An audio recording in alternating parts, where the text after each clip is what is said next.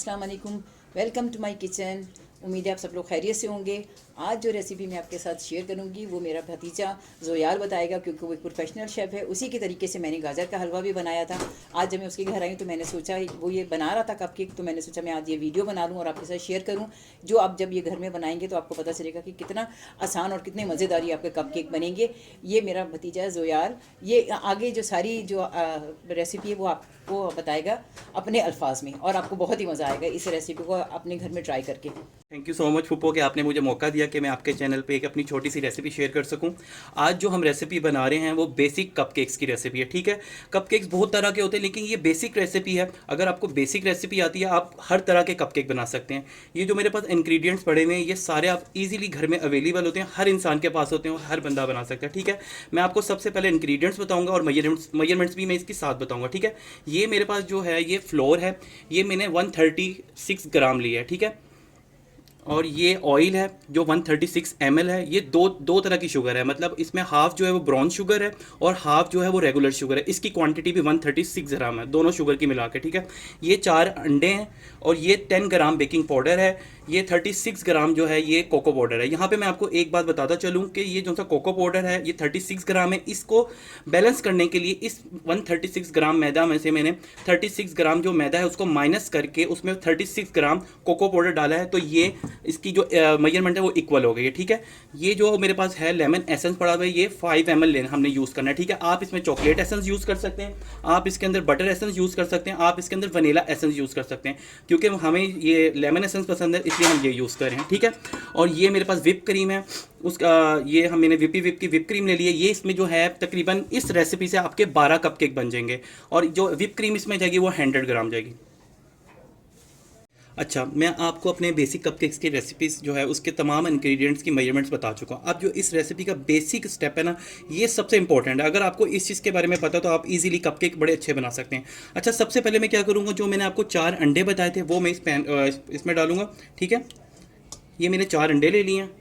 उसके बाद जो मेरी ये 136 ग्राम जो शुगर थी वो मैं ऐड कर रहा हूँ। ठीक है, ऐड करने के बाद आपने क्या करना है, ये एक छोटी सी टिप है। अगर ये टेक्निक्स आपको पता है ना तो आपके कपकेक्स हमेशा बहुत अच्छे फ्लफ़ी और सॉफ्ट बनेंगे। इसका टेक्निक्स ये है कि आपने अंडे और चीनी को इतना बीट करना है, इतना बीट करना है कि बिल्कुल फॉर्मिंग हालत में आ जाए, मतलब ये इतना फ्लफ़ी हो जाएगा, ये फूल कर ऊपर आ जाएगा। ठीक है, ये इस रेसिपी का फर्स्ट स्टेप है। ये मैं आपके सामने इसको बीट करना स्टार्ट करता हूँ। अच्छा, पहले आप इसको स्लो स्पीड में करेंगे, देन आप इसको इसकी स्पीड बढ़ा देंगे ताकि ये इसका फ्लफ बैठे ना।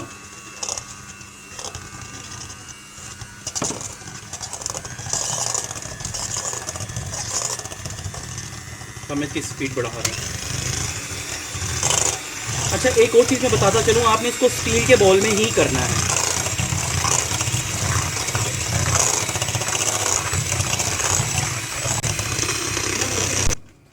आप वजह बताएंगे कि स्टील के बॉल में स्टील के बॉल में इसलिए इसको बीट करते हैं कि जब जो प्लास्टिक का होता है ना बॉल वो हीट पकड़ता है। अच्छा, जब वो हीट पकड़ता है, आपकी विप क्रीम हो गई या आपके अंडे और चीनी हो गया, आपने उसको स्टील के बॉल में जब आप बीट करते हैं ना तो वो हीट नहीं पकड़ता और वो फ्लफी जल्दी हो जाता है, ये वजह है। अच्छा। ठीक है, मैं इसको बीट करूँ दोबारा। अच्छा, ये मैंने अब देखें इसको बीट कर लिया तकरीबन 5 से 10 मिनट। इसको मैं ज़्यादा बीट करना चाहूँ तो कर सकता हूँ, लेकिन इतना ज़्यादा बीट नहीं करना, क्योंकि कपकेक में इतना इसको फ्लफी करते हैं कि ये सॉफ्ट रहें। आप जो स्पॉन्ज बनाते हैं उसके लिए आप ज़्यादा बीट करते हैं। आपने कितनी देर किया इसे? आपने 8 से 10 मिनट।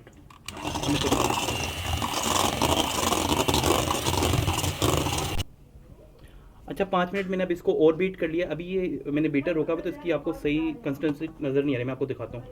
ये देखें, ये इतना हो चुका है बहुत अच्छे से। ठीक है, अब ये मैंने इसको 5 मिनट और करने के बाद अब मैं क्या करूँगा, अब मैं इसमें डालूंगा वनीला वो लेमन एसेंस जो मैंने 5 ml आपको बताया था वो डाल रहा हूँ। ठीक है, अब इसकी एक टेक्निक ये है कि आपने जो इसमें ऑयल ऐड करना है ना वो एकदम से ऐड नहीं करना। अगर आप एकदम से ऐड कर देंगे तो इसके अंदर ऑयल की स्मेल बैठ जाएगी। आपने थोड़ा थोड़ा ऑयल ऐड करते जाना और साथ बीट करते रहना है। जब आप इस तरह ऐड करेंगे ना, इसमें कभी भी ऑयल की जो स्मेल है ना वो नहीं बैठेगी। मैं इसमें थोड़ा थोड़ा ऑयल ऐड करूँगा और बीट करते जाऊँगा साथ साथ।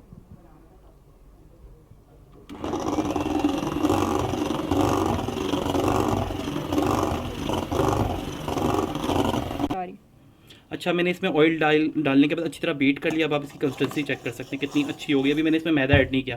अब इसका जो नेक्स्ट स्टेप ये है कि मैं ये जो मैदा था 100 ग्राम, टोटल ये 136 ग्राम था, जिसमें से मैंने आपको बताया था मैंने माइनस कर लिया था 36 ग्राम कोको पाउडर, ये 36 ग्राम ले लिया था, ताकि ये इसकी क्वांटिटी जो इक्वल हो जाए। अब मैं इन तीनों चीज़ों को एक जगह पहले मिक्स करूँगा, ठीक है।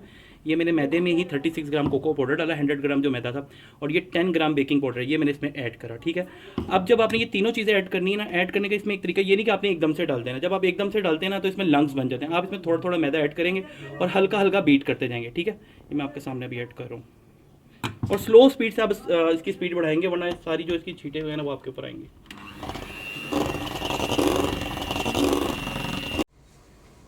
अच्छा, सारी चीज़ें बीट करने के बाद, सब चीज़ें मिक्स करने के बाद, ये जो बैटर है इसकी आप कंसिस्टेंसी चेक कर लें।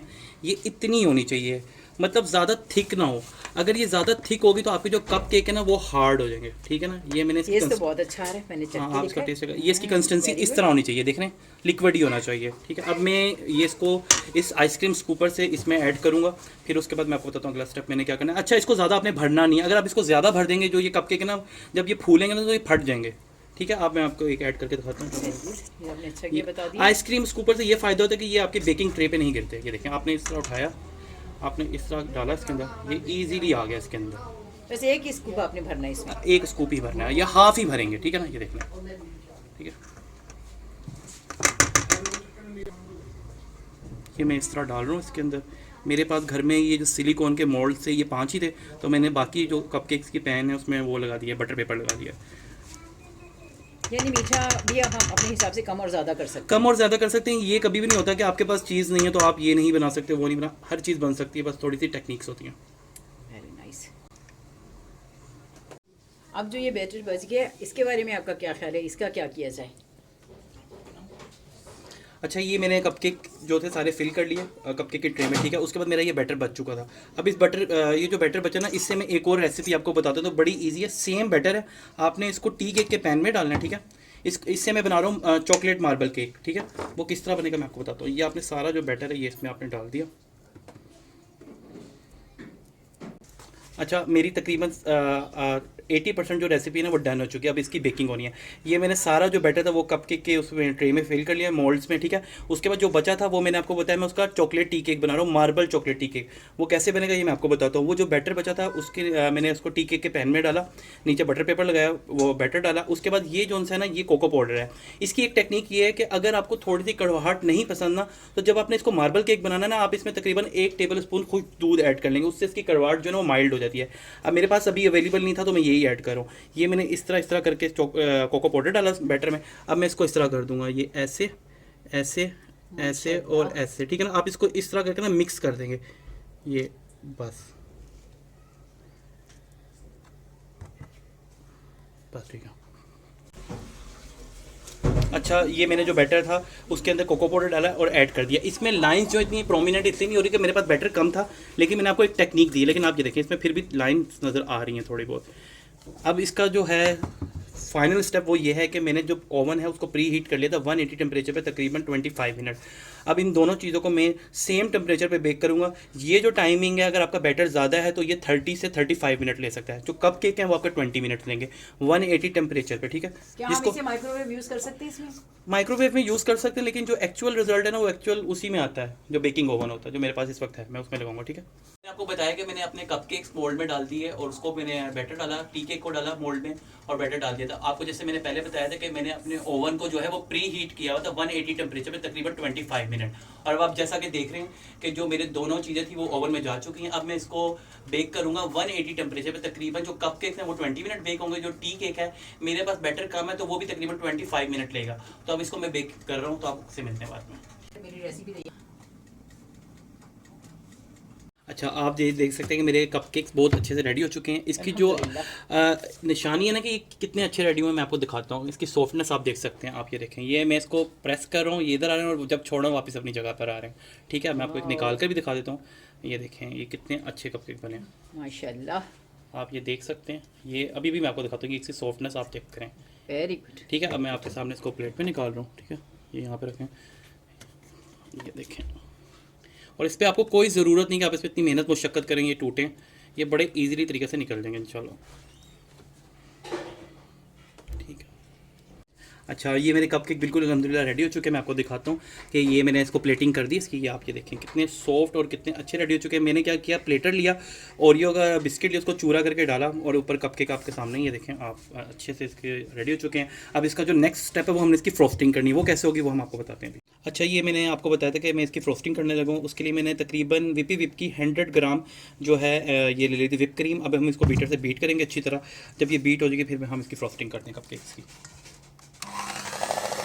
अच्छा, ये इतनी बीट करनी है कि ये अच्छी तरीके से फोमी हालत में आ जाए ताकि ये लिक्विड ही ना रहे। अच्छा, ये अभी मैं विप क्रीम को आप देख रहे हैं कि बीट हो रही है, कितनी अच्छी बीट हो रही है, आप इसको देख सकते हैं। अब इसको हम और अच्छी तरह से बीट करेंगे कि बिल्कुल फोमी हालत में आ जाए। उसके बाद मैं इसको पाइपिंग बैग में भरकर नोजल से कपकेक पे फ्रोस्टिंग करूँगा, दैन आपको दिखाता हूँ। अच्छा, अब आप देख सकते हैं कि ये मैंने क्रीम इतनी अच्छी बीट कर ली कि अब मैं इसको उल्टा भी करूँगा ना ये नहीं गिरेगी। आपको दिखाते हैं, ये देखें, ठीक है, ये बहुत अच्छे से बीट हो चुकी है। अब मैं इसका एक और आपको बात बताता चलूँ कि मैंने पाइपिंग बैग में नोजल्स लगा ली थी। आप किसी भी तरह की नोजल्स लगा सकते हैं। मेरे पास ये थी नोजल्स, मैं आपको दिखाता हूँ। ये देखें, इनमें से मैंने अपनी पसंद के जो मुझे फ्लावर्स की नोजल पसंद थी वो मैंने निकाली हैं। और उसका एक तरीका है, आपने पाइपिंग बैग में डाला, कट किया और अपने ग्लास में इस तरह डाल लेना है पाइपिंग बैग को। इस तरह आपकी जो विप क्रीम है ना वो कभी भी वेस्ट नहीं होगी। अब मैं इसके अंदर भरता हूँ, फिर मैं आपको दिखाता हूँ। अब आप ये देखें कि मैंने आपको बताया कि मैंने विप क्रीम जो थी पाइपिंग बैग में भर ली है और ये डिफरेंट तरह की तीनों नोजल्स हैं, आप ये देख सकते हैं, ठीक है, ये तीनों डिफरेंट तरह की नोजल। अब मैं इसकी फ्रोस्टिंग करूँगा आप लोगों के सामने ही, ठीक है। आपके लिए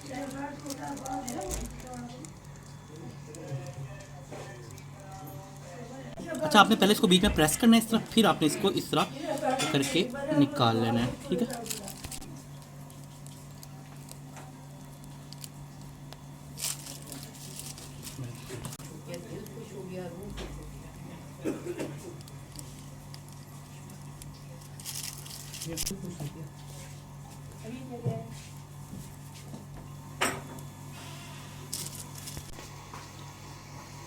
अब आप ये देख रहे हैं मैं इस पर ओरियो लगा रहा हूँ। ये ओरियो कपकेक बन जाएंगे। आप इसके ऊपर कुछ भी लगा सकते हैं। आप चॉकलेट ड्रिजल कर दें मेल्ट करके डबल बॉयलर पे। मेरे पास ओरियो थे, मैं ओरियो लगा रहा हूँ। आप ये देख सकते हैं, इसको ये हो गया यहाँ, ये हो गया ये एक्चुअल बिल्कुल। इसकी आप ये देख सकते हैं मेरे कपकेक बिल्कुल रेडी हैं। बाकी की फ्रोस्टिंग मैं अपने तरीके से कर लूँगा, आप ये देख सकते हैं। अल्हम्दुलिल्लाह रब्बिल आलमीन।